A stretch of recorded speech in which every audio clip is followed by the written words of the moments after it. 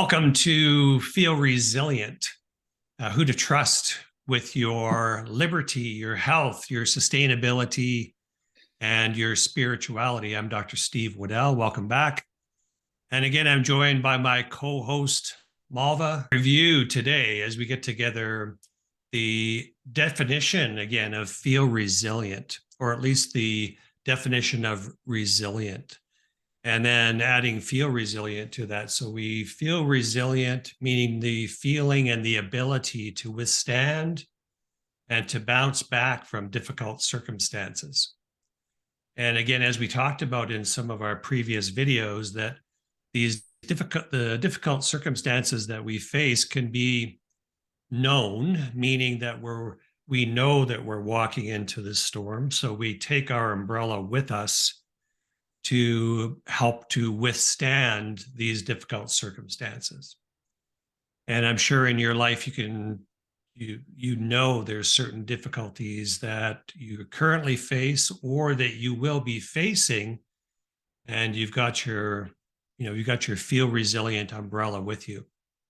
Other times there's difficult circumstances that show up that are unknown. There's surprises. And I want to show you our image for today. And as Malva and I suggest or decided to do is to give this to you now. Just a bit of disclaimer. It's a picture of me after my face was remodeled, and I'll talk about the significance of that. My point today in our video is when you meet with your professionals, then what you want to do is you want to be able to ask this question. If you were me, what would you do? Right? So if you were me, what would you do? And so walking into my story is that a few months ago, this was during COVID, where we were constantly having to wear masks. And I thought I was just developing a rash on my nose from the masks, but during holidays, it wouldn't go away. And there was times it would get worse.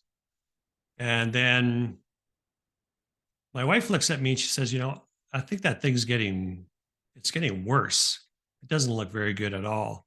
And it just so happens that because of my kidney transplant, I see the transplant dermatologist on an annual basis. And I had my appointment coming up. And this rash was about the size of a quarter on my nose. And again, I thought it was a rash. I thought it would go away. I thought it was from the masks.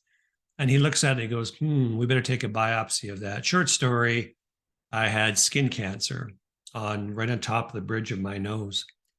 And again, skin cancer as a common side effect from the immunosuppressive drugs, so the anti-rejection drugs that I take. It's a constant concern that most transplant patients die of cardiovascular disease. They die of infections. They die of skin cancer, these sort of things, not so much the rejection of the organ. And biopsy showed, confirmed skin cancer. And so then what I did is I made an appointment, and going in to see him again during the surgery day, what he did is a procedure where he just takes a scalpel and scrapes in sections this tumor off your face. I was there from about 8 o'clock in the morning to 4 o'clock in the afternoon. There was, he would get some of it and they would retest, and there was some other skin and say, no, there's still some cancer cells there. So it was like 3 or 4 surgeries throughout the day. And this is what he left me with. Now, so after the surgery, then there was this, removal of this quarter-size layer of skin down to my bridge of my nose. And he said, do you want to have a look? And I said, yeah, sure. So I looked at it, I go, oh, okay, well, how are you going to fix that? And he says, well, we got a couple of options. We can take some skin from behind your ear and use that as a graft on the front of your face. He said, the only problem is that this skin back here never sees the sun, so it's a different color. And so you're going to have to manage this different color with makeup on a daily basis. Well, I said, any other options? And he said, yeah. So the other option is what we do is we cut a V in your forehead, and then we pull the skin down from your forehead and loop it around to cover, so you can see the incision on my forehead. This is one way, Malva, to tighten up your forehead. Now, not you, but generally I was thinking the same thing. If you're looking for a silver lining, well, at least you have less wrinkles. Yeah, that's right. And so the next time I got my hair cut, the lady who cuts my hair, she said, and she's trimming my eyebrows, and she goes, something's funny. I said, what? She said, your eyebrows are closer together. And I said, yeah, remember I had surgery? She goes, oh yeah, yeah.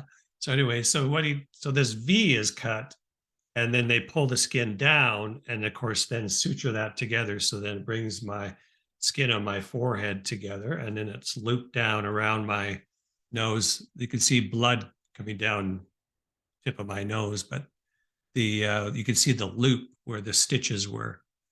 And I forget how many stitches there was there. Ultimately, when my daughter took them out, there's about 40 some stitches there. Anyway, so now when you look at me, you have to look really hard, but basically it's if you didn't know, you wouldn't know that I had to have this procedure a few months ago. Anyway, what's my point? My point is, when I talked to the dermatologist and he gave me these two options, see, I wish that I had more patients of mine who would ask me, hey, Dr. Waddell, if you were me, what would you do? Right. What I do often tell patients is saying, hey, listen, based on what I know, and here's what I know, and here's what I see, this is what I would recommend, or here's a couple of options. So he gave me these options, and I said, okay, doc, if you were me, what would you do? And he said, well, you're going to be bruised, you're going to be scarred and it's going to be quite obvious for a few weeks, maybe a month or two. Should heal up quite nicely. So it's going to take longer. If you take this patch from behind, it's going to be an easier solution short term. So what do you want to do, the long-term solution or the short-term solution? And I said, no, let's do he answered me and he said, no, I would do this procedure here where we bring the skin down. So the point being is, again, when you're dealing with your health professionals, feel free to ask them, if you were me, what would you do? So knowing what you know and seeing what you see, then what would you do? And that's a question that'll help you in your decision making as you deal with circumstances. For me, this was an unknown thing. I didn't know this was going to be an issue.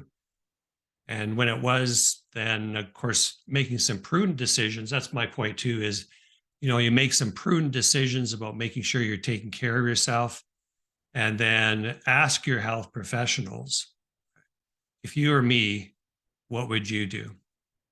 Okay, remember that phrase, Malva?